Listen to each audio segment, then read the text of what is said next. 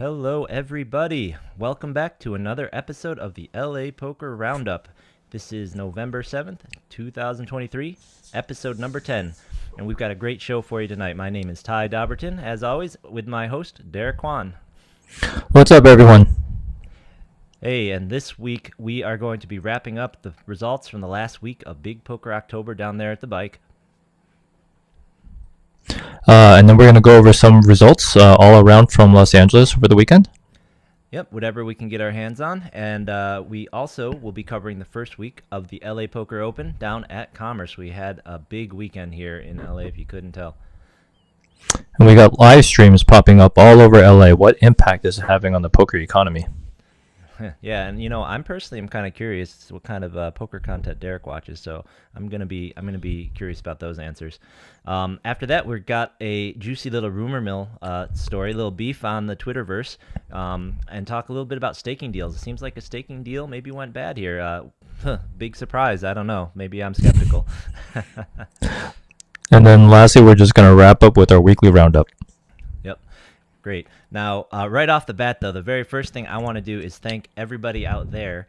We have made it over 100 subscribers, and this is, like I said, our 10th episode. I am really excited. I'm really happy about that. When we started this thing, I always told Derek, our target audience, it's all the people out there playing in those LA tournaments, and $100. I think we've reached the level where we're a solid daily now. One day we'll hit that Mega Millions number, but for now, I think we're right around a good solid daily, and I'm all right with that. Thank you, everyone, for supporting us. It means the world to us. All right, yeah, and I apologize if I've been bugging you guys with the cards and whatnot around, but hopefully it's not too annoying to there's some other stuff going on at the table in the business cards, at least to your worry. Also, before we jump into the Big Poker Oktober results, I wanted to make sure that this little PSA goes out. This does not affect me, but if there are any big cash players out there that play at Hustler, they are switching out a lot of their big chips here.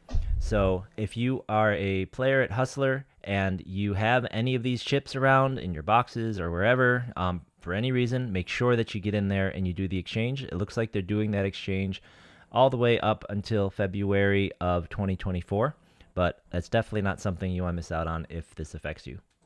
Yeah, start hunting through your pockets, hunting through your laundry, because a lot of times your chips just get hidden in there. And make sure that you get this done before February. Yep, you do not want to lose hundreds or thousands of dollars here.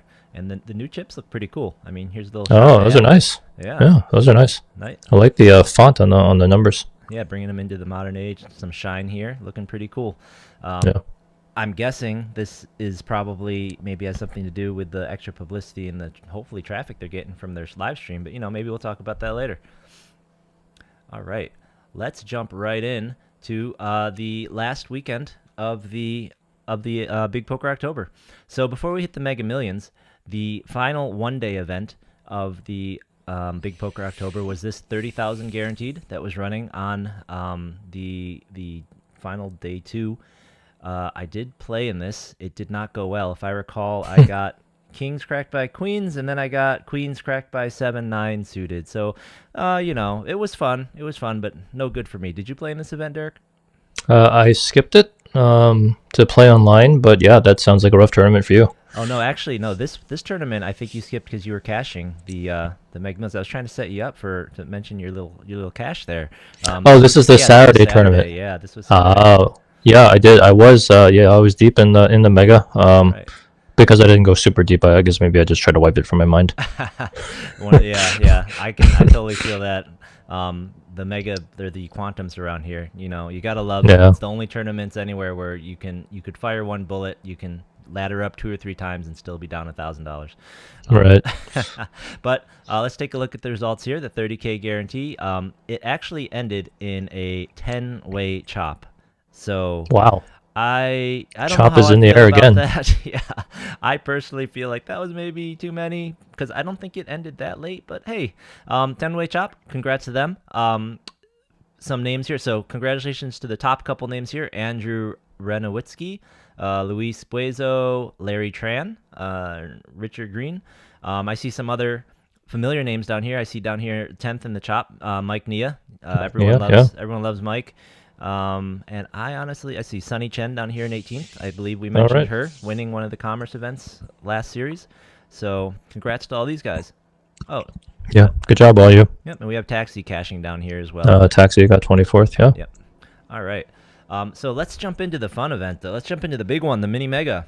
Uh, before I unveil the winners, how did the mini mega go for you, Derek? Day one was very rough. The very first day one, day 1A. I don't.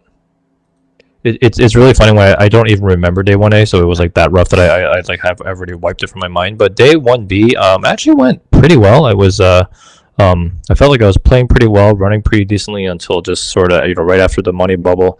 And then I think at that point everyone was around like 30 big blinds, 20 big blinds effective at my table, so I ended up just getting it in and then kind of losing to an unfortunate spot, but that kind of happens.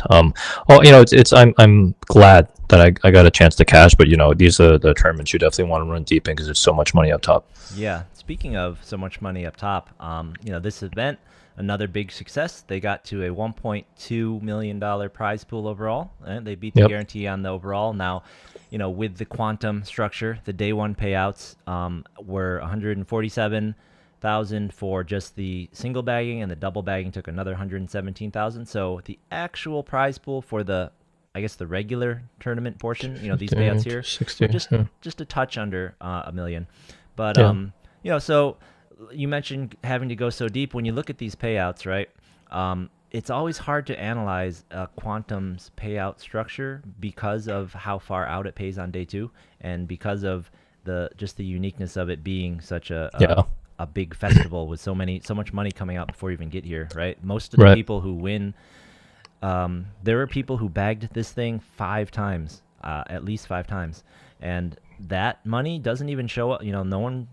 No, that money doesn't get reported as a win, but that guy did better than, assuming he Yeah. busted on his first hand, he did basically 24th place in this thing or better, 21st Yeah. place. You bagged that many times, and that's a small fortune. Yeah, so it's kind of crazy. It's tough to analyze. First place here was about 20% or so of that day two prize pool, which is pretty reasonable, 190,000. But as we will see, really that just had more money to spread out for our chop. Before Yep. we get to the actual winners, I want to shout out a couple of the listeners of the pod, some friends of ours who did pretty well. DJ Bolt here got 18th, and apparently he has a baby on the way. So congrats all around, DJ. Congrats, buddy. Way Yeah. to go. We'll be saying his name again in a minute. He's been having one heck of a couple weeks. If you remember a few He weeks ago, sure has. he All was over the chopping place, huh? up, Yep, chopping up some of those dailies, final tables. I believe he did 2 in one weekend. The last, what was it, a couple weeks ago? And then another. Oh, wait, where'd he go? All right, I don't have the picture, but another regular listener here and early supporter of the pod, Frank Lynn, got 15th place. He made a nice deep run. I don't have the picture handy, but he was pretty happy to unlock the achievement of getting his hands on a 1 million plaque. In the back. Congrats, Frank. Yep. Good job, buddy. Good player too. All these guys are good players. Yep, something I have not yet done. Have you gotten your hands on a 1 million plaque? I have not gotten my hands on the plaque. No, I last year during the summer series, I final tabled 2 of these quantums, but there were not enough people in them, I guess, to bust out Yeah. a million plaques. It tends to be only these megas, right? These mega millions and mini mega. Yeah, Millions. I final table a few of these too, but it's usually the $1 million ones Yeah. that have the Yeah, you need a lot of chips, and yeah. So let's jump right into the final table. It's a very exciting final table. So final table actually was a weird one in that they played from 9th to 6th place, all on that day 3, all on Sunday, and then the top 6 players came back on Monday to finish things out. And one thing I kind of wanna mention. So it's kind of annoying to me, and I know this kind of bugs some other players too. When you see these schedules written out and they put their quantum schedules out, other than the mini mega, they really never even list when the day 2s for the quantums are, and they definitely never list when the day 3s would fall. And what I've been told by some folks is that a lot of times in their structure sheets, they won't even mention that a day 3 could be possible, but we all kind of know that they Yep. just kind of could, right? It could be. And, that's kind of misleading. It's kind of annoying. It was great this series. There a lot of other than the mystery bounty, a lot of their tournaments did end and have their day 2s and day 3s on the weekend, so that was nice. But it is kind of misleading and annoying, quote unquote. To I could see how it could upset someone if they thought this tournament was going to wrap up on Saturday, and you end up not. Now for this particular tournament, if you come back on Monday, you have a lot of money locked up. But it's always confusing to me. I'm not sure why the bike doesn't list those day 2s explicitly on the schedules or the day 3s explicitly on the schedules when they're going to have them, Yeah. They don't list the day 2s on the schedule. I know they never list the day 3s. Okay. Yeah. I think, yeah. Yeah, usually they have the day 2s listed.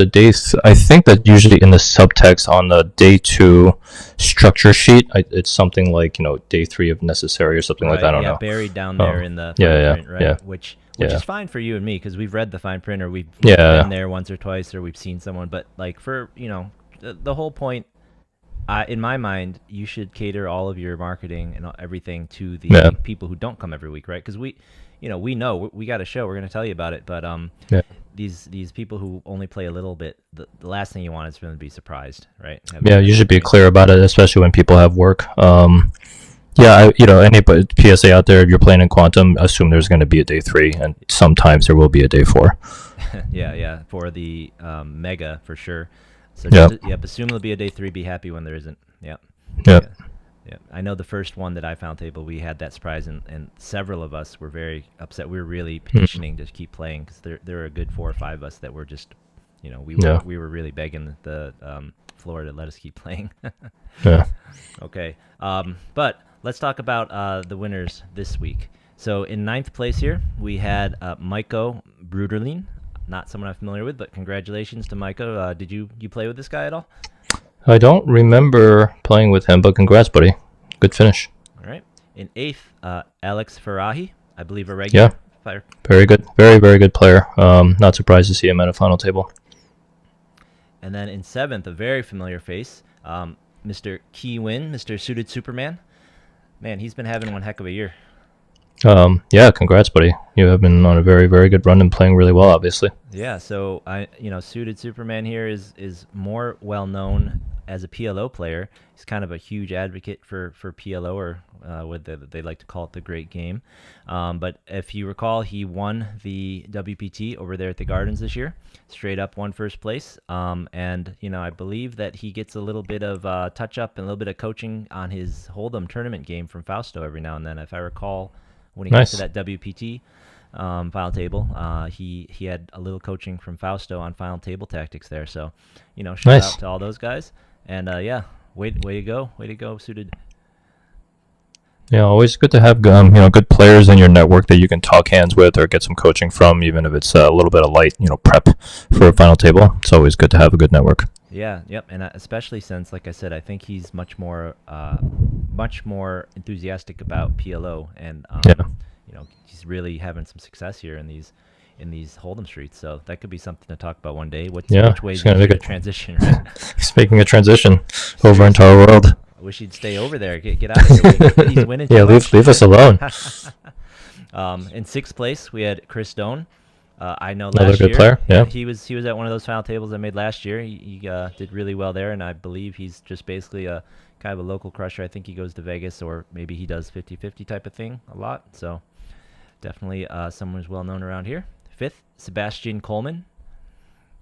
I'm not. Yeah, I've seen this guy. Yeah, I played with him a couple of times here and there. I don't maybe have like very, very good reads or anything, but yeah, congrats. Good finish. And then in 4th, Mark Robinson. So yeah, another reg. Plays this guy quite a bit, yeah. And if you notice, the payouts jumped quite a bit here, 41 to 105. Wow. That is because there was a 4-way chop at the top. So the top 4 chopped this thing up. That means that I don't know how long they played for on Monday. I know Kevin does the blog over there for the bike, and he must not have been on the payroll on Monday because the updates were not exactly frequent. So I'm not sure how long they played, but after the 2 eliminations, these 4 here chopped, and you'll see it was pretty close, pretty even chop. But congrats. That's a huge payday for these guys. Yeah, 100K is a great score. Yeah, I'm not sure if he got in on the day ones or if he bought in direct, but even if he bought in direct, that's awesome. Doesn't matter. It doesn't matter when you get clear 100K. It's exactly. Doesn't matter if you bought in 4 times. I mean, this is amazing. Yeah. So congrats, Mark. Third place money here, Corey Kirschner, and he got 105,000, so pretty much identical here. Nice. Once again, not too familiar, but congratulations, Corey. Yeah, don't really recognize him. Second, though, we all know Mike. Everyone knows Mike. Yeah, wow. Second place. Good job, Mike.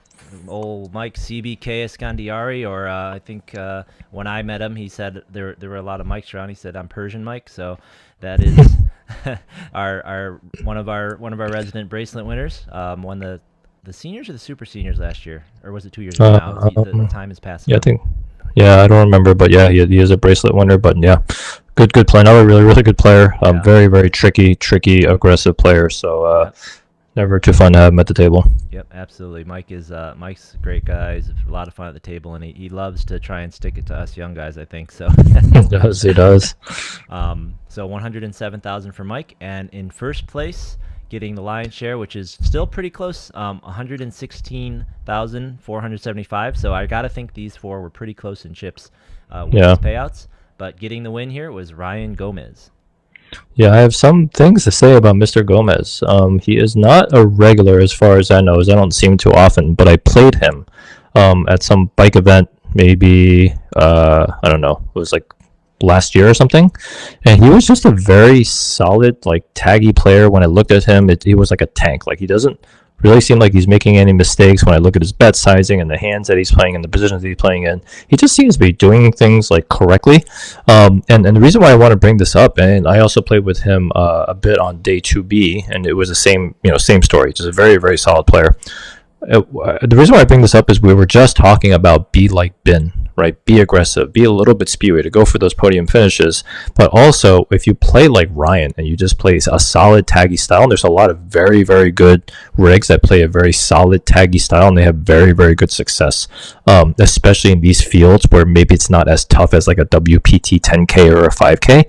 The spots are going to kind of come to you. So maybe just taking too many risks in these fields is incorrect, and maybe the Ryan type of strategy is correct. But that's what makes poker so interesting, right? There's so many different styles of playing, but this guy is a very, very super solid player. Yeah, when you say that, what I kind of am getting from that, when you say he's just, he's playing this tag style, but he's playing it really solidly, just seems like he's got so few leaks in what he's doing, right? It sounds to me like it doesn't really matter, at least not at level 1. Like, any style is going to be successful if you just execute it really well, right? You just execute it. Obviously no one's going to be perfect, but if you're a natural tag and you can just study up and be, just be perfect as you can be in that, well, that's probably going to be more than good enough compared to trying to switch completely into a new style and trying to learn all these uncomfortable spots for you. Now, overall, you might grow more eventually in that way, but you're going to lose a lot on the way. But if you just play any style and play it really well, that sounds like the way to go to me, man. Yeah. I'd recommend everyone learn. If you don't learn, like, memorize all the styles, at least learn their motivations, why they do things, learn the tough spots, and just have it in your toolbox, right? So you can pull it out. I think that I just play a mix of styles. Like, some day I'll look like I'm playing like a nit, some days I'm playing like a maniac, and really I'm just adapting to my table. And I wouldn't be able to do that if I didn't try to study like all methods of playing.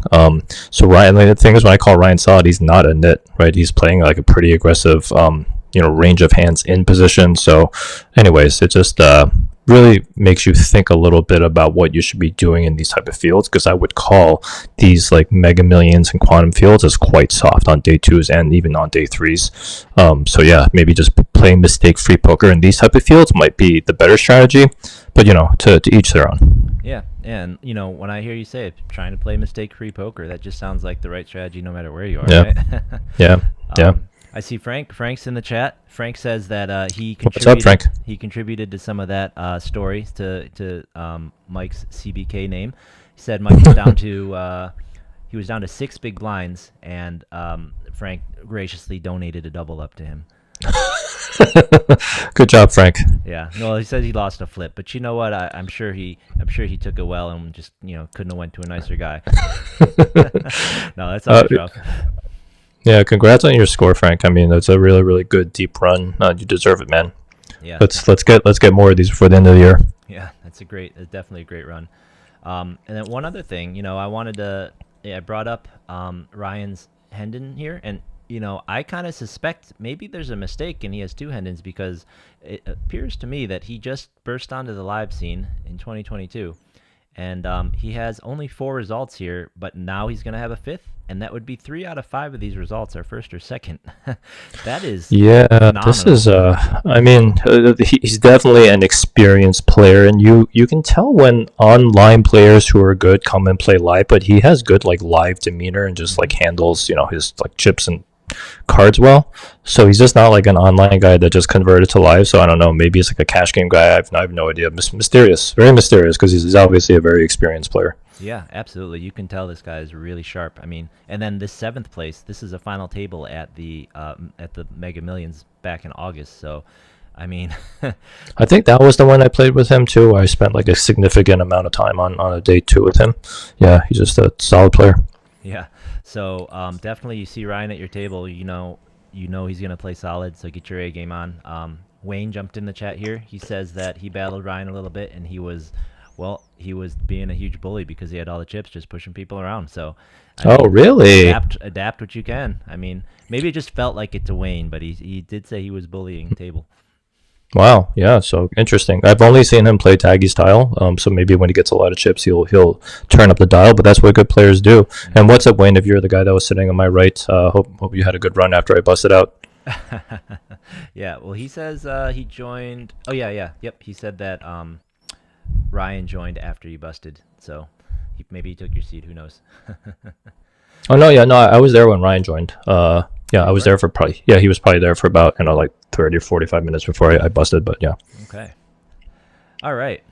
So that wraps up the Bike's Big Poker October, and the best of my knowledge, the bike doesn't run daily tournaments, so that's kind of it for their tournaments until they announce their next thing, which they usually have a December series, so we'll see if they do it this year because I know that because of the win and the WSOP Bahamas events, they're not doing a circuit event this year. So we'll see if they announce anything. I bet they will, and we'll see what that schedule is later in the month. But for now, let's shift gears. Let's switch on over and see what happened down at the Gardens. The Gardens on that Saturday morning was running their WPT passport package.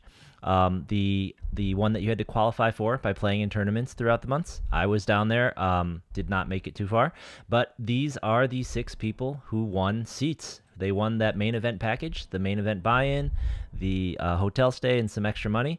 So Wow. congratulations Congrats. here. They only Nice. posted first names. So from the left to the right, we have Jose, Tony, Jenny, our man DJ again there, Thu, and Jefferson. So Congrats. I recognize DJ and Thu.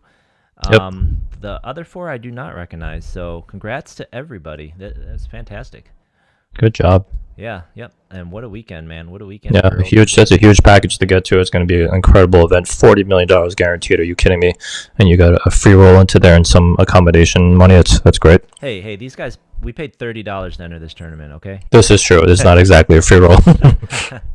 So yeah, way to go for these guys. And then they also had their regular Saturday tournament. So that Saturday tournament was apparently won by a Club WPT stream teamer who came in for probably for these promos. So Huh. Mark, aka Daisho, took down the Saturday 20K guarantee down there at the Gardens that day. So Oh, congrats to good him. job, buddy. And then once again, Stream Team. I didn't even know that was a thing. Club WPT that's the subscription based kind of all tournament one, correct? Yeah, the Club WBT is for players that aren't in the states where poker is kind of like allowed and regulated. Yeah, so you can basically pay a subscription to play a bunch of tournaments. You can qualify for stuff. I don't think they do a fantastic job promoting it because they're actually running like a bunch of the main event tournaments like since, I don't know, like spring. And I feel like very few people know about it. Yeah. If I had a lot of time, which obviously I don't, even less now that we're doing this, I feel like that would be something I would subscribe to, because I do play the tiniest bit, like maybe like 3 hours a month on like a global or like one of those things. But it's just weird that it's.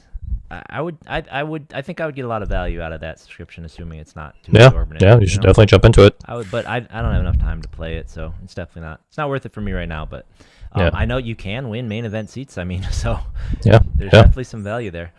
And then the other big event. So before we head over to the LA Poker Open at Commerce, the other big events this weekend was that 50K guarantee that Hollywood Park ran, and unfortunately, we don't really have much information about that. As we've mentioned before, Hollywood Park does not report their results. It's kind of a policy of theirs, and no one that we know, no one that I know, as far as I could tell, won the thing or got to the final table. So we really need to hire a spy or some kind of informant down there at Hollywood Park, Derek. Yeah, I mean Hollywood Park. You could also just report results like almost every other casino. Yeah, they need to. I think they're a little thinly staffed, man. I remember that one Okay. month they didn't get their tournament schedule up until like the third day of the month. Okay. So they All right. need themselves a social media guy. They need themselves they need themselves someone to run a Twitter. They need they need something. But in the meantime, those are the types of things you need to invest in your growth. So yeah, it is expense, but you got to invest in your growth. yeah, I can't tell you. I'd say half the people at Commerce that day, when I was mentioning the two events going on, none of them knew there was anything going on at Hollywood Park. Yeah. So, I mean, that's just how it is. They do still get a turnout, though. I was able to find out one of the people went from there to Commerce for the later event, and he said they got over 200 runners there. So they did pretty well as far as getting people in. And, guys, if anybody out there listening plays regularly at Hollywood Park at their events, let us know. Start sending us what's going on. Shoot us the numbers. Yeah. Send me a picture of how many runners they got. Tell me, find out if the winners are someone who a regular. Let us know. I'd love it. We'd love to tell people and keep everyone up to date on what's going on. Yep. One other thing I was able to learn when I was trying to do some scouting, get some information about what's happening down there, is that so one of the things I've been complaining about when I mentioned that tournament last week is that Hollywood Park typically, for their any event that's not like just a regular daily, these larger ones, these 50K guarantees, 100K guarantees, they tend to run 10-handed. So I was told that they've discussed it and they are no longer going to run 10-handed for events that they aren't expecting 300 people or more.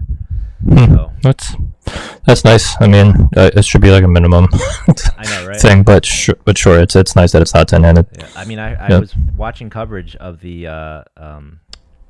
NAPT, the Poker Stars event happening at Resorts World right now. Or rather, I was reading some tweets. Someone said that their main event's 8-handed, I think. Is that That's right? nice. Is that something that Poker Stars does? I mean, I don't. Yeah, that's really nice. That's the direction we should be going. Tell you what, and that's not just this 8-handed trophy behind me, but I just think that's just nice. I saw Jesse Lunas won the high roller 10K. Man, that guy is just having an unbelievable year. What a good player. Wow. Yeah, absolutely. I was definitely unhappy when he sat at our table earlier here, but it's weird. I played a lot of poker with him. It's just weird because I don't really play in Vegas that much, but it feels like every time I'm there, he's at my table. And then when he came here this one time, he was at my table again with us. So it's weird, but I have put in quite a bit of hours with him. He's just a good player. Yeah. You know who I'm starting to see around is at one of the Commerce events a couple months ago. I was sitting at the table with Alti, and then that's when I met Mike Liang. And then I mentioned just the other day at our 1K table, he was there too. He splits his time back and forth. And the reason I bring him up is because we're heading back to Commerce. And if you recall, they started off their event with a free roll on Friday. And it was open to anyone. Anyone could enter. And there were 2 $100 add-ons. And wow, look at that.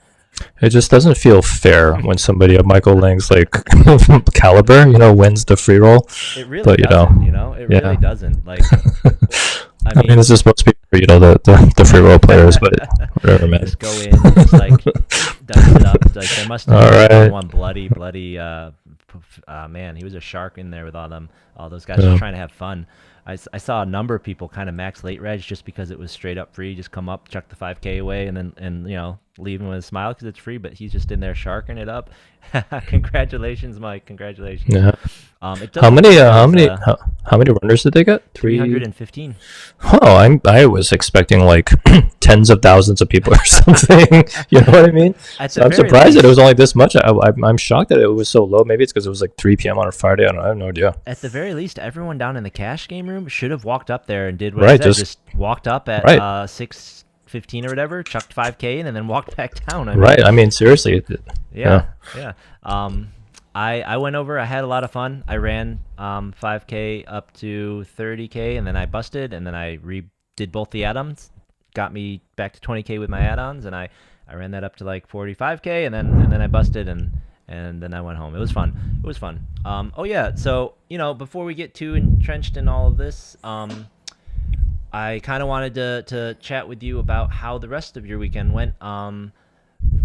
Actually, you may not have played in as many events, so I guess this will be quick. Did you only play in the Mega Millions and then online? Yes, it was only the mega. After I busted the mega, I went home, and then yeah, it was just online. That was it. Okay. And nothing. It was nothing significant online. I cashed in a couple of events, but nothing major. Yeah, I saw you were posting about how exhausted you kind of were just from all the poker. Yeah, I said I was gonna fire one bullet at 3 tournaments. Yeah. I ended up just playing all day. Yeah, it was just I don't know. I have a problem. You and me both, man. That's another reason I play less online because it would never stop. Yeah. Yeah, so I did a lot of driving around, and I played in a lot of the events, and it was, it wasn't really a great weekend for me either. Friday, played in that Meg Millions flight, and, at level 3, I started getting a headache, started feeling really exhausted, not feeling great. Did not do well, busted out of that guy. I don't remember if there was a Friday afternoon event there. If there was, I probably busted a bullet in that too. I don't remember. I think Friday there was like I remember there was a satellite running, and then I left. Okay, Yeah, the I left, satellite, but I didn't play the satellite. So then Saturday came back. I also fired again in there. I couldn't get anything going. I did get my kings cracked, but I did not need to lose as many chips as I did in there. I was out of that thing, and like I said, I entered the other guy twice. It was just a terrible, terrible day for having good hands hold. So I mean, that's gonna Yeah, happen. that you can. What are you gonna It's do? really hard to win it. You're really hard to win at poker when that happens. Yeah, what are you gonna do there? Not much you can do. And then I also was there that morning at the Gardens, trying to do the satellite thing. That did not go well either. Oh yeah. Just wasn't able to get any momentum in any of these things. Yeah, tournament poker's rough, man. There's a lot of variance. Yeah, I'm It's fine. yeah, it's all different ways of like not running well. It's not just that you're card dead. Like that's obviously not running well, but then sometimes you get decent hands and everyone just keeps off flopping you, and then that's another way of running bad, right? Then that we don't even get to like the bad beat parts of it. So there's all these different ways in which things can just go sideways for you, and unfortunately, it can seem like it will last forever, but it always turns around. You just gotta keep your head up and keep studying and keep grinding. Yep, no, that's all you can do. That's all you can do. You just gotta keep smiling, keep positive, and try and be objective when you look back at what did happen. I definitely every time I have a rough session or day or two, I feel like there's a couple lessons I can learn. Now, whether I apply them the next time, we'll see. One of the ones was I knew I wasn't feeling amazing, and I probably shouldn't have bought into the Mega Millions on that second day. But like you, I have a problem. It's a common affliction amongst our viewers, I think. I think the day 2 megas, even if I'm not feeling great, I'm just gonna have to fire at it. Unless I'm like on my deathbed or something. Yeah, it's just we get like 8 shots a year in LA. And That's the big one. And then I will tell you about my Sunday when we get there on our results. So on Saturday, the LAPC I'm reading the table. The LAPO was still going on, and if you'll notice from these pictures, it is up in the ballroom, guys. LA Poker Open. So awesome. Very comfortable. Very nice. I can't wait to get back up there. It's so nice in there. Now, I think the first day apparently they had some air conditioner problems, but hopefully that's all sorted out by now. But even with that, still nice, still great, nice and quiet away from the rest of the room. Everything's awesome. Delivering the food up there, it's great. Yeah. So they had some dailies that day. No guarantees on them because they were, running right up against the bike, Mega Millions and other things. So, but congratulations to Michelle Reedy. She got first place in this 300 no limit. So let me see. Nice. Congrats. I didn't recognize any other names, but congrats to Michelle. I've definitely played with her a number of times. Hmm. Yeah, I play with her a lot in these types of events, in these one days. Yeah, that WSOP hoodie is kind of I can always recognize her from that thing. So way to go. And then they ran two events that day. A bounty event later in the day that was won by a Jay Wang. Good job. I don't think I recognize, but with the hoodie and I might know him. I don't recognize him. I think I do know who Caesar Alcaraz is. The guy I played with a bunch of times. Very, very fun guy to play with. Seems pretty solid. I think his name's on some of these sheets a little later as well. And one thing I wanted to ask you, Derek, what do you think of the trophy up there? While I was there on Sunday, some of the guys are saying they don't really like the trophy. It's they I don't know what it is. They think it's kind of ugly. What is your feeling on this trophy? I mean, it looks like the logo, so I guess and it's an accurate trophy, but it's obviously not as pretty as the LAPC one, But yeah, I mean, I guess it's all right. So the LAPC one, the Remington, right? Yeah. Yeah, I have feelings on the Remington as well. I think that we should maybe start collecting some pictures and have a segment where we're going to talk about all the trophies around town, because when I started thinking about what people were saying about this guy, they are, with all the series we have, there's a number of recurring trophies. There's some people really proud about having a whole circuit. I think like Sean Yu has every single, has all four of the trophies. I bet he does. Yeah. From Commerce and like this or that. So it's like I think we should have a segment where we talk about all the trophies one of these days. But, yeah, let's rate them. Yeah, I guess the one thing about this one is it kind of overlaps with the Poker Stars trophy, in that they're both just big spades. But Yeah. Yeah, we'll see. We'll talk about more when I get one and we can hold it up to the camera later in the month. I mean, maybe if they make it a little bit of a darker color and shrink the LA down a little bit, it might look aesthetically a little bit better. Yeah. But I don't. It's yeah. One thing that is I find neat is that several of their trophies have like that aesthetic, right? So this is the spade. The Hold'em series has the club, and I kind of wish that for LAPC, instead of giving away a Remington for every single event, that for the smaller events they would do like a heart or a diamond, and then for same thing for one of their other series, they would give away the other suits so that you could win all four suits from Commerce. I think that would be cool. Yeah.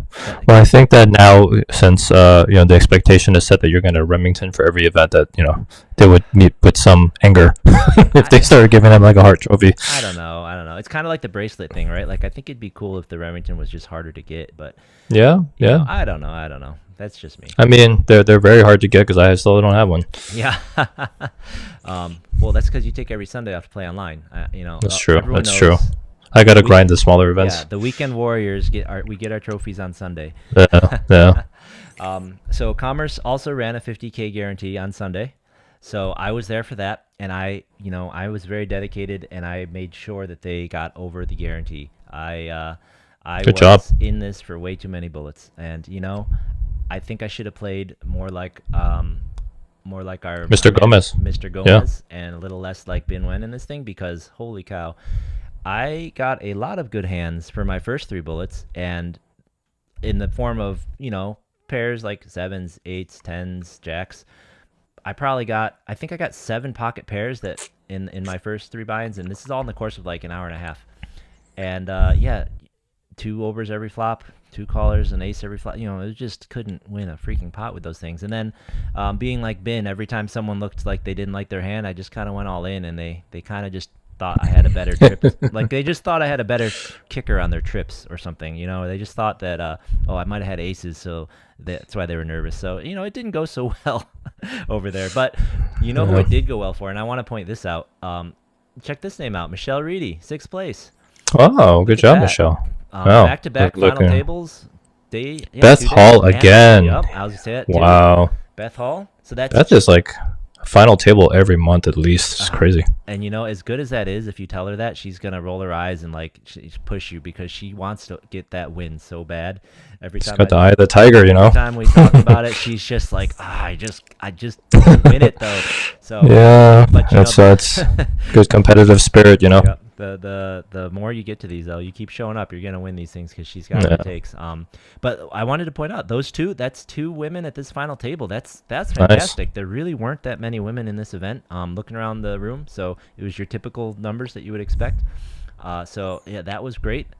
Really great to see. And in this top final table, a lot of familiar names. You got we got Jesus. We got Jesse.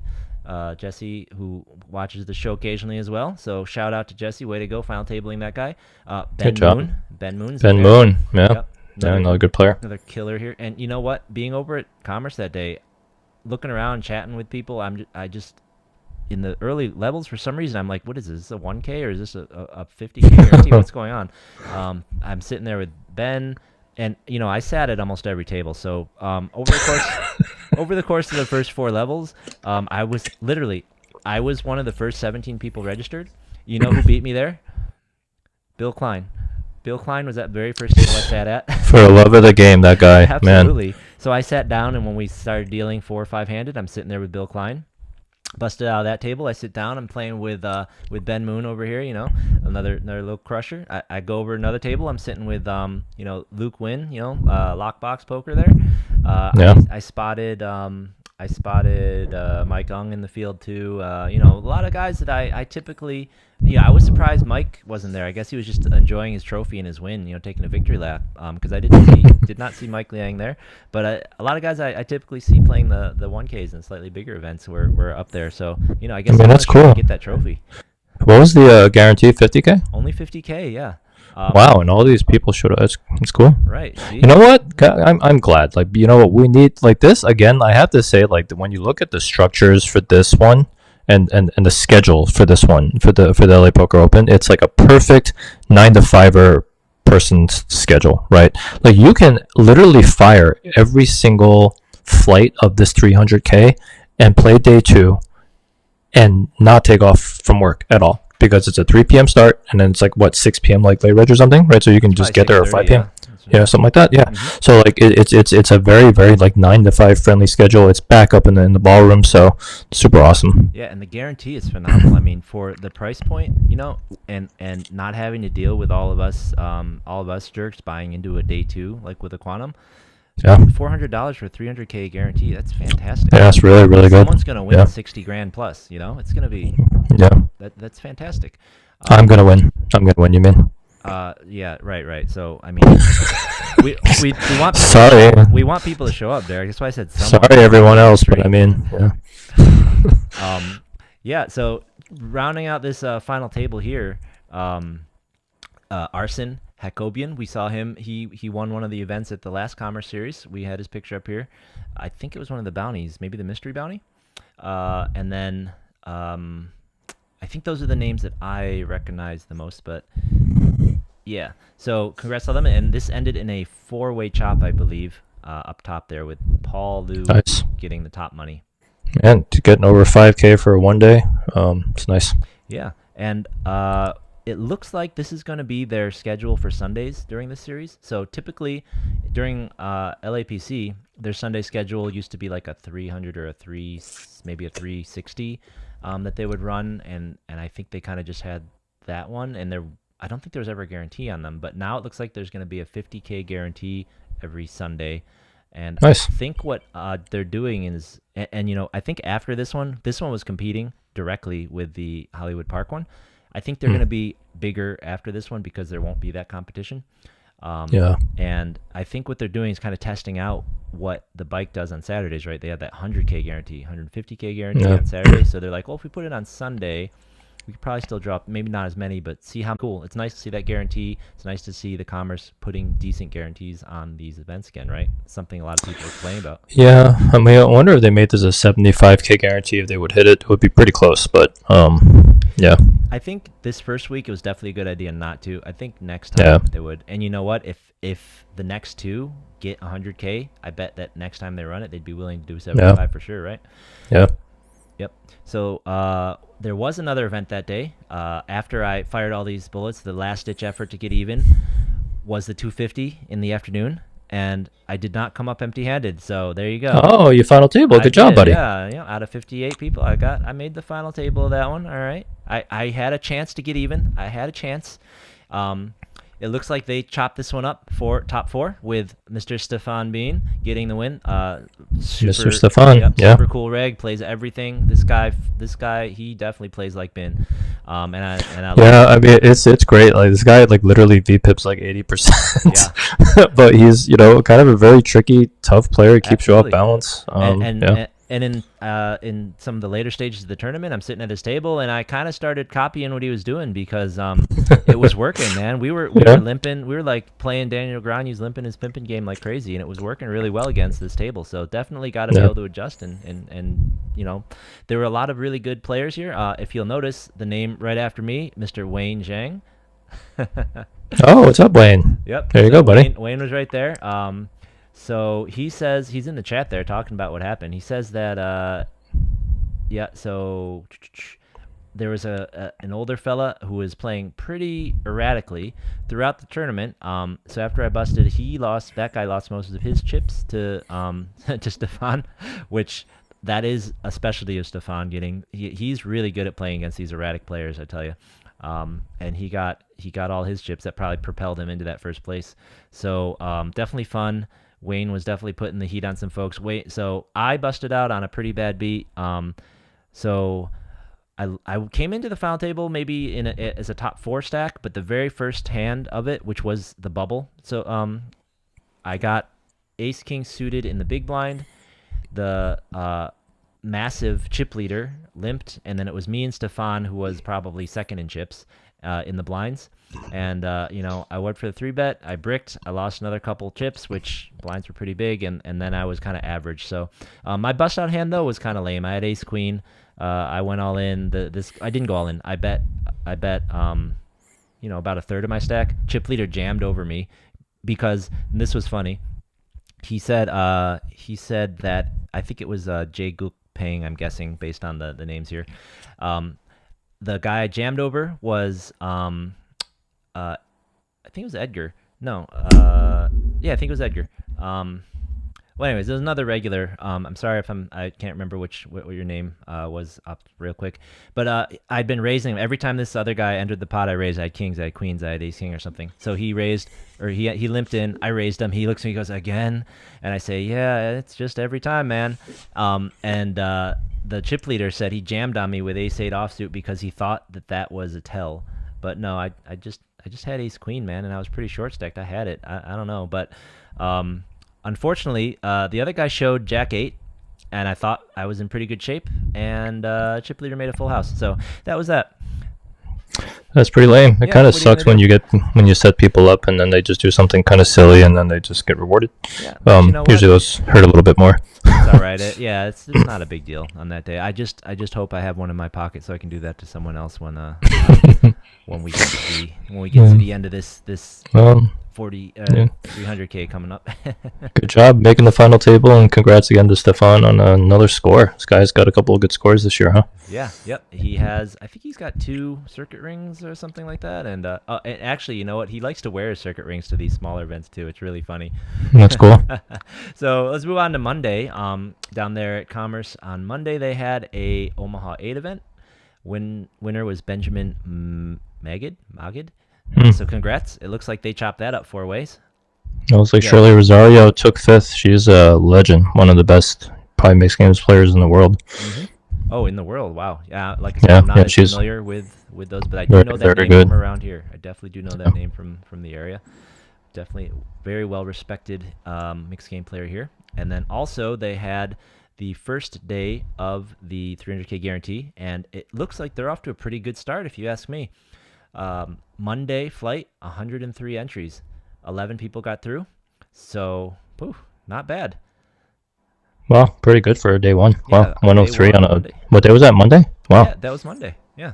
Oh yeah, because it's at 3 p.m. start with the 5 to 6 p.m. late reg. Yeah, this is such a great schedule. I think this is going to be a huge tournament. Yeah, and I think that they have to get to oh shoot, I had it set up. I think they have to get to maybe 800 runners to hit the guarantee or something. Let me do some really quick math. How Yeah, much they're good. a 330? Okay, so 330 goes in the prize pool. They'll get 350 to 400 on Saturday Actually, alone. it looks like they need to get to 900 runners to Hmm. get to their prize pool. So there's Yeah. only 8 flights. There's 8 flights. So this is a great start. If they can get 100 every weekday, and then on the weekends we can just kill it, that's great. They're gonna. Oh, are there 2 flights on Saturday and Friday? There are 2 flights on Friday and Saturday. Yeah, you know what? They may just get like they may just get like, I don't know, 600, Oh yeah, I know. I remember on some of the 7. really popular LAPC tournaments that had those double flights, they got some ridiculous numbers. Yeah, I mean they might actually clear like something like 800 players across those 2 days. So I mean we'll see. Yeah, it's definitely possible. It's definitely possible. Yeah. I know that if I wasn't so embarrassed about the bullets I fired on Sunday, I would be ready. I'd be right. No, I think I may have set my single day record for bullets. I fired into that thing 6 times. Wow. So yeah, you're still one behind me for my record of 7. Yeah, so that might be my record for one day, but like for a tournament with multiple days, it's not my record. But for a single flight, that might be it. Yeah. That might be it. Yeah. So I'm glad to know that I'm still not as degenerate as you, though. That was a pretty bad day. I was not proud of that day. So I'll take solace in that. It's I'm still not. Hey, no matter what, I'm not as bad as Derek. It's was not that as one bad as day. Derek. I'm not as degenerate, but I did fire one more tournament, so I don't know if that counts. It's a different event, though. It's a different event. Yeah, that doesn't count. Yep. So this whole series though is kind of it's kind of a nice treat for mixed game players, because if you look at the schedule, and we'll look at it later, pretty much every weekday has a mixed game event, and Alan Kessler did notice he is Mr. actually Chainsaw. in town. Yeah, the Chainsaw's Nice. in town. So Oh, we took this and picture James here. Woods and Ari's here too. Nice. Yeah. So apparently today, Kessler was in town playing the Toe event, and yeah, James Wood and Ari were there as well. So tough And competition. it's funny and because I these- think Chainsaw and Ari were beefing about something or the other on Twitter, so it's funny that they were playing in the same tournament. and maybe they are still beefing. Maybe that's why he came, to get a piece. And it looks like Alan's going to be in town all week. So as he noted, tomorrow there's a triple 7-card stud. So that we're going to go over it in the roundup. So I'll cover it later. But there's mixed game events every weekday. And if you're a mixed game player, this is great. $600 mixed game event pretty much every week. Now, the one thing is they start at 10 a.m. So I guess they're saying that their mixed game audience is folks who don't mind waking up early and don't have to work during the week. I can think of one target demographic for that. But if you can make it and you like these games, this is it. This is your time. Yeah. All right. So one thing that I wanted to mention, it's been, if you follow LA Poker and you follow DGAF, he's been blasting something lately. He's been blasting and promoting and talking up Lucky Lady cash games. So what they've done over there is now what they're doing is they're promoting a new stream that they're setting up. So I kind of wanted to get your take on these LA streams. They seem, or even just streams all over, right? Streams have been huge. They kind of started with Live at the Bike and been, or at least these kind of homegrown ones, and they've been growing and growing and growing. And now we have Hustler Casino Live, obviously one of the biggest streams out there, and we have more streams popping up around LA every day, it seems. Yeah. Do you watch any of these things, Derek? The cash game streams I don't watch as much, like here and there. I definitely watch every time there's a bunch of influencers on there. It was interesting too because Wayne at my table told me he had been like on a bit of a poker break, and like a lot of like the streaming is what it kind of brought him back to play. So I think there's definitely some influence in just poker in general and engagement. I actually just like watching Poker Go just because I'm a tournament player, so I watch so much of the Poker Go like streams, and I'll just sit there and literally watch like a 6-hour final table of the high rollers playing each other because I think it's so like fun to watch and educational. But yeah, I mean like there's so many options right now for just content. It's fantastic. Yeah, I think it's really awesome, the wide variety of streams, because there's a little something for everyone, right? Yeah. I know I don't mind popping in on like the really big high stakes Hustler Casino games when they have something interesting, and by that, Yeah. for me, that's like when Espen was there, or like when they did that game with Mr. Beast. Well, that was pretty cool. That was really That was actually one of the funnest ones when they had like Ninja, yep. Mr. Beast, Alexandra Cortez. Like that was one of the Yeah, best streams that was a really ever. fun one to watch. Yeah. But other than that, I'm like you. I think the ones I most like to watch are the tournament streams. Yeah. That doesn't have to be the best of the best. I honestly like watching the final tables. I'll watch the final table of like the lodge events, or I liked the final tables that they let out into the free zone from the WSOP from some of those events. And the reason I Yeah. like that is the play may be not as high level as like the Tritons, and I like watching the Tritons. Well, I just won't sit as long, but I feel like it's more applicable to what we're doing here, right? So It definitely is. When I'm like prepping and I want to watch something for prep, I typically will maybe just go watch like a WSOP stream. I like kind of mix it in because it's like I'm watching correct play when I'm watching the high rollers and it's impressive. But then yeah, like you almost like if you put yourself in that far of a mindset and then go play like a $300 tournament, it's like apples to oranges. yeah. Oh, and Frank just chimed in telling us that 6 or 7 bullets it's good for the game, and it's nice to get back. Thanks, Frank. That was my excuse all day too. I said I was giving back. I think you said that. I think you said that to me when I told you I fired 7 bullets too. Yeah, I So know. it's a needle. It's a tax deduction. That's what I say. It is a tax deduction.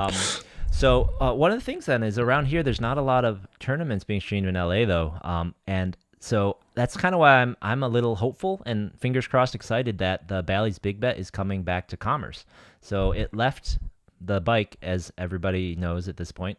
They still have the sign up for some reason. It still says live at the bike over the Baccarat room they have there, but Yeah. Bally's Big Bet, it's gone, and it is being built back up at Commerce. Yeah, it would be cool if they stream some of the tournament final tables. I mean, maybe I just don't know what the stats are and like how many people actually watch like a local tournament stream. But if Lodge Poker is like throwing stuff out there, maybe like LA should start because there's some really good players down here, and you to make a final table, right? It's like your own little mini Triton sometimes if you get enough of the good regs there because you're gonna get some pretty high level play. Right. Yeah. Like I think like the final table of this mini mega would have been. Yeah, that would have been good to watch. Yeah. Yeah. And the final table of that 1K that happened, that would have been pretty high, I think. So for sure, and even without, there's characters here. Depending on who makes the table, we have characters too. So Yeah. absolutely. So fingers crossed on that. I know that DJ is petitioning and really would like to be able to use the setup for some LAPC coverage.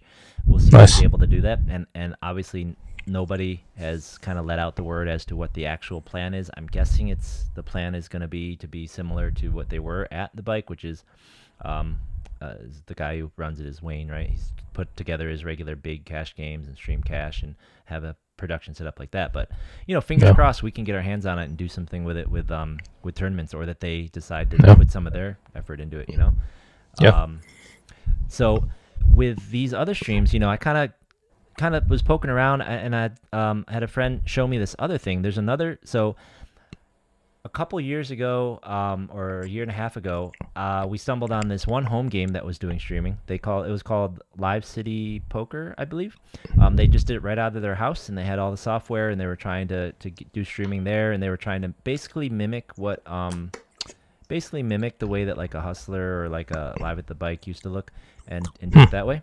They've since stopped production. The game I don't believe is anymore, but another one has kind of popped up in LA, and it figures it's in LA because this is where all the film majors and all of the production people are, right? So and I quick checked it out. It's called Low Stakes Live with an exclamation mark because they're copying what everyone else writes. But the remarkable thing about this is these aren't, as far as I know, these really aren't poker players. What they are to me is it seems like they're just film people. They're production people, and the production quality is fantastic. So I kind of want to play a real quick clip here, hopefully, because I discovered in the middle of their stream they kind of have an interesting little commercial, and it's like a little short film they did, and then I'll show just a second of the production quality. Really, when you look at the screen, it's like it's like an indie movie kind of quality of the screen. So I found this funny. It's only a minute long, so you bear with me. Hopefully, I don't think there's really even much audio here, so let's go.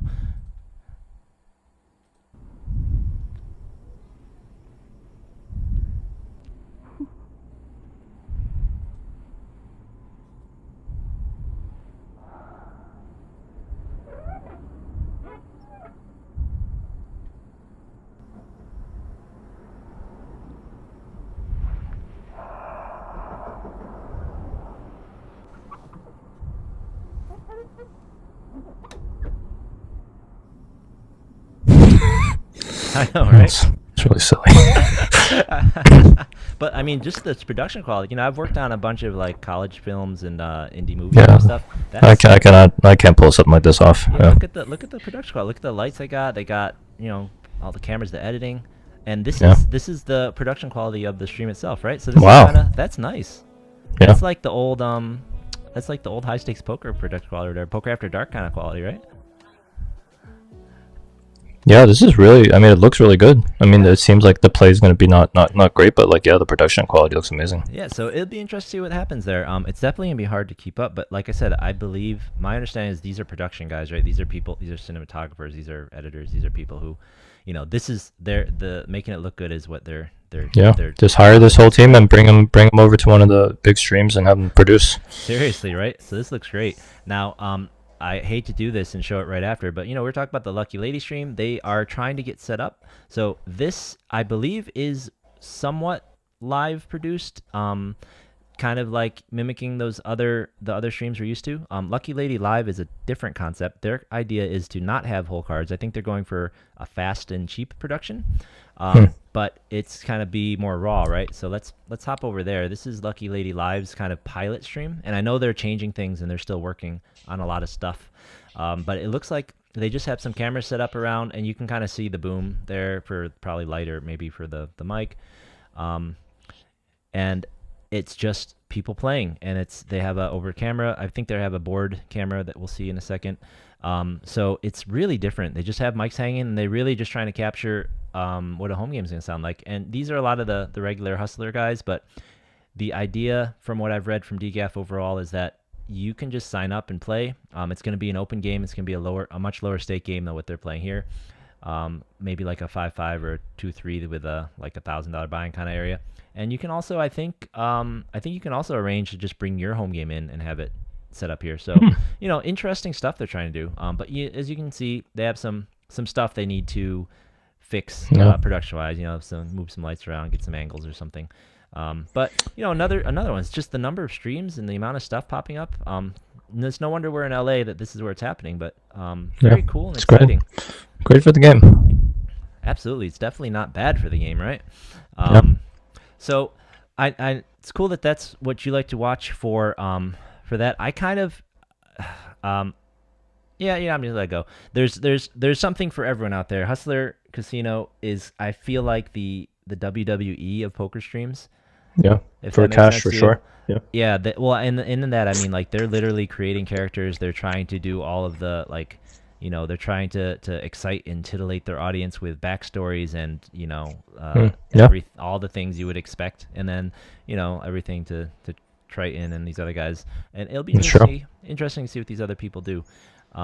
You and what I kind of wanted to also get your take on the online streamers, though. I mean, you yourself stream most Sundays when you're playing, don't you? I do. I'll jump on for a couple hours and just like stream myself playing. It's just kind of nice having some people jump in and hang out and watch for a little bit, and we get a chat. It's kind of fun. Do you feel like you are? Do you feel like you're trying to teach people strategy? Do you feel like you're trying to just have grow a community to kind of root along? Do you feel like you're? Yeah. What is your I guess what's your brand? What's your plan with that? I don't think the plan is to educate, but I will tell you that when I'm playing, I'm literally just like talking through how I think about hands. So if you admire my style of play and you come on the streams, you will get it's almost like free training on exactly how I think about hands, the different options I take, why I'm doing the things that I do. But I think the ultimate goal is that I am trying to grow my YouTube channel, right? So it's going to be a mix of vlogs and streaming to see how big this can get. And I just kind of actually like making content. It's pretty fun. And then building that community of people that can come on and like hang out and talk. I would love to have a bunch of people hanging out with me on a Sunday while I'm playing online poker. Yeah, no, absolutely. I think that's kind of fun. It's like the same thing with gamers streaming, right? It's like you're not necessarily even gonna get better at the game if you watch someone playing a video game, but it's just kind of fun to hang out and talk through and be part of that community. It's weird to me though that so many people are I don't know if it's sustainable because you're doing it. You're trying to drive traffic to your YouTube channel. I totally get that. I like it. But like we had that Club WPT stream team Hmm. over there at the Gardens. Like is do they get enough views? I don't watch these guys. Do you watch any of these other streamers? Like, and I see guys I like don't. Patrick Curran, right? They're starting to stream for ACR, and it's like they're Oh yeah, pumping. ACR has their stormers. So Yeah, actually, anybody can sign up to be an ACR stormer. And you basically just get paid to stream. It's pretty nice. but But then you have like the big streamers like Lex Veldas, and then you have Graf Ganger, right? Who yeah, just no won the him. gigantic. Yeah, I mean, there's a Yep. lot of really good, and like Kevin, whatever his name is. There's a whole bunch of really really good players that just stream. Ben CB, yeah, it's cool. There's just a lot of content out there. Yeah, it's easy to get lost in it, or trying to find what you're looking for is kind of tough. Or Yeah. rather, getting finding the what is it, the diamond in the no the needle in the haystack or whatever, right?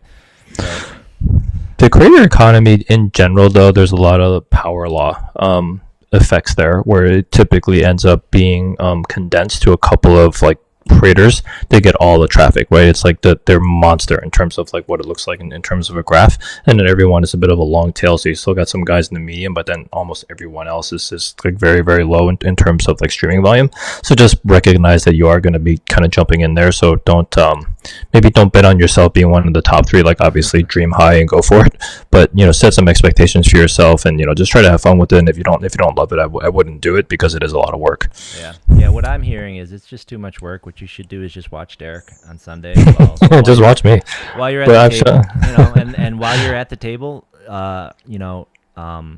throw needles at him about how he's not winning this spade trophy because he's playing online instead of being honest. yeah, if I knew I was gonna have the Sunday that I had, and I was gonna play as long as I did, I might as well just gone to the Commerce because I didn't want to play live just because I was so tired. But my lack of trophies is probably a bit about a volume problem that I have. Yeah, man, they don't give trophies away to anybody. You got to show up. You got to Yeah. show up. You don't show up, you can't win. Step one. um, all right.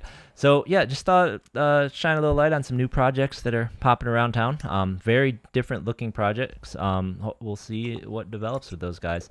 If they start doing tournaments, we'll peek back in at them. But Yeah. yeah. So in the meantime, then let's talk about. There's a little drama while we were at the Mega Millions online. A little drama appeared in Twitter.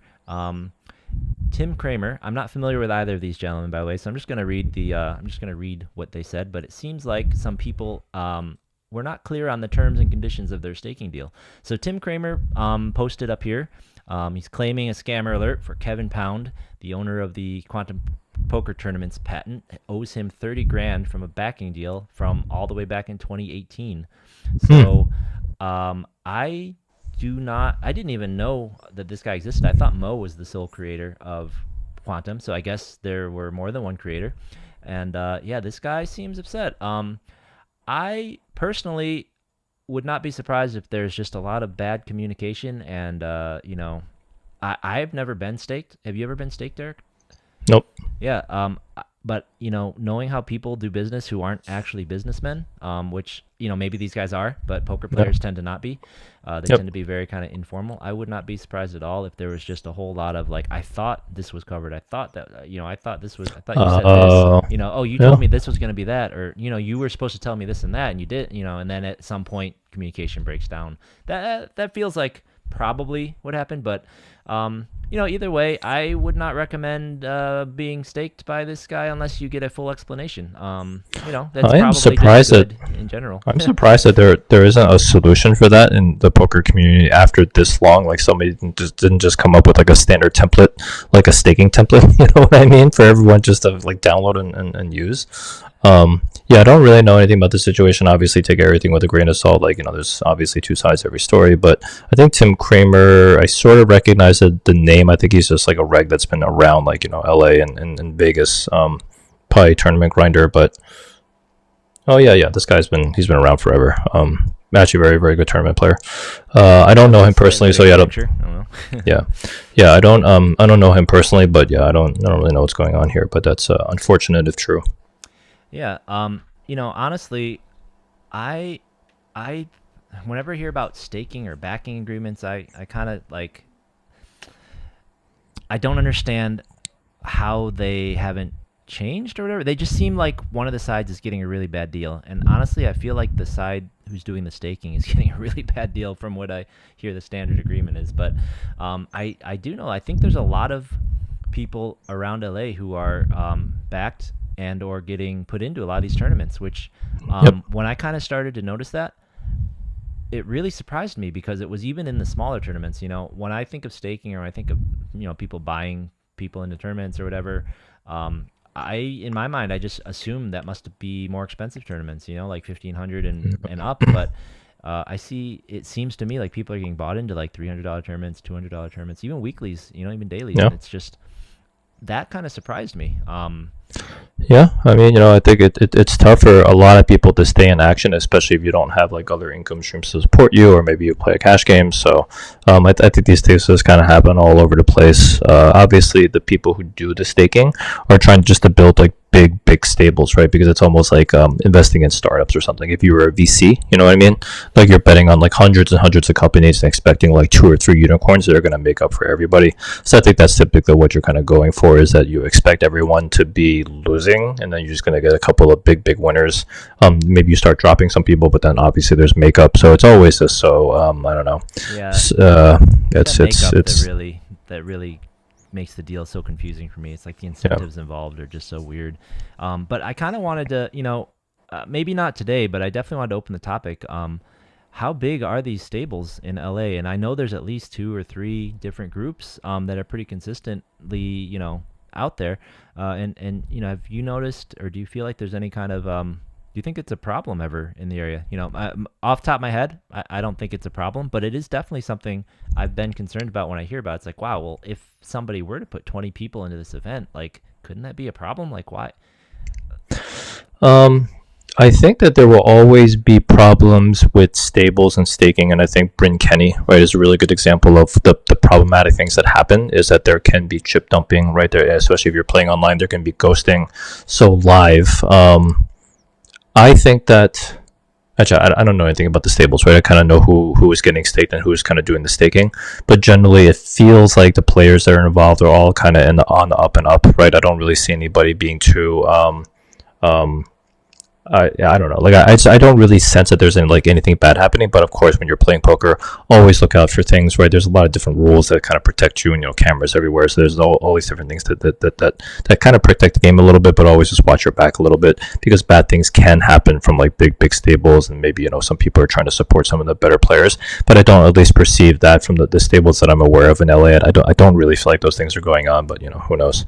Yeah, right. Like I said, I've never seen, or not. It's not a active concern, but anytime I it's noticed, it's just like, well, there could be something, and then why are we in a spot where there could be something? What's going on?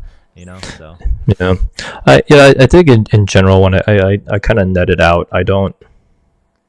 Yeah, at least for me personally, I don't really see it as too negative an impact on me. I don't see myself getting cheated. I don't know if these players. Yeah, it just doesn't seem like it's going to dramatically impact my results and my play. So it's probably fine. And that's kind of the nice thing about tournaments, is that even if, assuming the tournament is sufficiently large, even if some small subset is doing something somewhat shady, it doesn't impact your bottom line the same way as if you're in a cash game and 1 or 2 of the people in the cash game are cheating you, right? Right. Like, it could change your ROI by like 0.5% in a 200%. Right. Exactly. It's exactly like that. Yeah. And I didn't even want to say it, but it's just almost like sometimes when they're chipped up into certain players, I'm not even sure if they're that good. You know what I mean? So it's sometimes it is what it is. Yeah. Yeah. And like I said, I've never seen anything that makes me worry that way. I worry about other things, and it has nothing to do with staking, but yeah, it's just interesting. I think that could be an interesting topic later on. Talk about maybe we have someone who has more information or experience in there to talk about what's going on. I mean, regardless of staking and stables or not, always just keep your eyes peeled at the poker table. Keep your hands up. Protect yourself at all times, and just look out for anything that's a little bit shady going on. But also know there's many different rules that protect you. A lot of players just are also just like watching things. So I wouldn't sweat it too much. I think most of the live tournaments in LA and Vegas, particularly like the bigger casinos like the Bike, the Commerce, WSOP, you're pretty safe playing. Yeah, no, I wouldn't be concerned about it around here at all. That's for Yeah, sure. yeah, yeah. All right. Well, let's. I think it's time. It is time for the weekly roundup. Let's talk about what to do this weekend with your poker time. Bam. So obviously, we've been talking about it a lot. The biggest show, and in my opinion, the only game in town, is the LA Poker Open. If you are a Hold'em player and you can afford that $400, this is the only tournament, and you can play multiple days, caveat, right? You have to be able to play day 2 on Sunday. This is the tournament. $300K guarantee for $400. Let's go. Yeah, this is a big one, and again, such a 9 to 5 friendly schedule. It's going to be a bit. I mean, I actually think they're going to blast past that 300K. To be honest with you, they're going to have 4 flights across Friday and Saturday. Yeah, I now that I've seen their day 1 having over 100 people, I agree with you. Yeah. I felt like that was going to be a big test. I know that, the early flights of like the mystery bounty, right? That missed the guarantee. A lot of the early flights of the bike events really have a tepid response, but I think 100 people is really good. Yeah. Yep. So the details on this, like I said, $400 buy-in. Starting chip stack is 40K. This is in celebration of the Commerce's 40th anniversary, is why I was using all these 40s. It starts at, as we said, 3 o'clock every weekday, and Friday there is a 11 a.m. and a 3 p.m. flight, with the same thing on Saturday, 11 a.m. and 3 p.m. Registration closes at 6:30 for those 3 p.m. flights, and for Friday and Saturday, the morning flight reg closes at 2:30. It's 1 in 10 get in the money, and this tournament does have a double bag bonus. This double bag bonus is $2,000. So it's not enough for you to really want to grind double bags just for that. But if you come in kind of low, you'll get something nice if you do double bag. The other thing that I noticed here on the schedule is it says that day 2 will restart at level 15. So it sounds it's a like rollback. Yeah, it sounds like no matter when you finish, we're going to play level 15. So I would have to assume that in almost all cases, that means you're going to roll back. I don't know what level they finished at the other day, but yeah, it seems pretty good to me if it's a rollback. Any rollback seems great. One thing that I did want to say is the events on Sunday, you had decent play, all the way through. And ours, maybe it was a result of it being a smaller event with only, 58 people in it. But when we got to the final table, we all still had a decent number of blinds, even with someone having a overwhelming chip lead. There was a short stack, and the rest of us in the middle had a very decent number of blinds to play with. I think the Commerce has very good structures, and I'm not sure if that's still an artifact of like Matt Savage. But I think DJ is carrying the torch really, really well, and the structures continue to be good. A lot of good play late. Yeah, I noticed that in the Hold'em series, the later in the days and the final tables, he had a lot of play. So I'm hoping that just carries on, and that's the case going forwards. It's really awesome value. So this is it for Hold'em players. I recommend this. Now, if you can't play multiple days, or you can't, 400's a little high, all the regular dailies are happening around town. So you've got your Hollywood Park dailies, you've got your Hawaiian Gardens dailies. All of that is still in effect. Hawaiian Gardens, since they did their WPT free roll now, they have a new promo. The way you accumulate points is the same as for that WPT satellite, but this is a qualifier for a $50,000 free roll Nice. they will be holding, and you start accumulating points now. The free roll, the point qualification is all the way through February 29th. So the free roll itself will happen on Saturday, March 2nd. And by free roll, you still have to pay the $30 entry fee. So, and it's everything else seems to be pretty much exactly the same as for the WPT tournament. The number of chips you get is dependent on how many points you accumulate during that time. And I have to assume, it's not listed on here, but I'm going to have to assume that the special events such as the series that's going to be coming up in January and the end of the last week in December, first week in January, you'll probably get 3 points for those larger buy-in events there. Yeah. So This is cool. I mean, I almost just feel like there really isn't enough like rewards for tournament players anymore. Like you don't even get like food points at any yeah, at the yeah, stops anymore. Although I think at the Commerce they give you like discounts if you show your ticket or something like that. But yeah, it's like this kind of stuff, which is great for like player loyalty, right? And just reward tournament players for their grind by giving them stuff like this. yeah. No, the Gardens is doing a great job at that. I Yeah, think they have a lot of really loyal players for that reason. And yeah, honestly, I was joking with Kevin that he has too many promos going on because it just gets confusing. Because yeah. if you look at this, in fact, they talk about in the bottom here, final table monthly leaderboard. On the last sheet, I thought that was part of the WPT points, but it's a whole separate promo where every month someone's going to get a free entry into the Mm, Saturday tournament or something. It's crazy. And then just to wrap up this yeah. promo, first place in that tournament is 10 grand. So Nice. Wow. one Yeah. 10 See, grand. this is great. This is great. I mean, yeah, just reward players with stuff like this is fantastic. Yeah, absolutely. Um, so the regular daily is happening, and then as we mentioned before, if you are a mixed game player, this is great for you. Mixed game players every day this week. Wednesday at 10 a.m. Triple studs. That's 7 card stud, Raz, regular stud, and stud 8. On Thursday, horse at 10 a.m. On Thursday, so Friday, I don't believe. Yeah, Friday and Saturday, no more mixed games. But then next Monday there will be an Omaha 8 stud 8 event, and then next Tuesday there'll be a PLO event, and then we'll have our show Wow. again. We'll Like tell you some more. mix game Nirvana. Exactly. So if you love mixed games, no wonder Chainsaw's in town. And then to round out the weekend for us Hold'em players, on Sunday, if you're unfortunate enough to not make day 2, then there is that 50K guarantee again, $400 buy-in on Sunday at 11 a.m. And then the 4 p.m. tournament, which will be the 10K $250 tournament. So Yeah. that's You know we what? got. I think I'm gonna grind the Commerce schedule on Sundays instead of playing online this month, just because. Yeah, I want to support this series, and also I need more trophies, man. Yeah. Yeah, we may have to get a side bet going to see who can get a spade first then, you know. For sure, and that's gonna make you play that Sunday night one because that's one of the smaller ones. We only had Yeah, I mean, I don't know. people. That could be dangerous. I'll just fire so many bullets because I want to beat you. We'll Yeah, well, see. that's the whole point of these bets, right?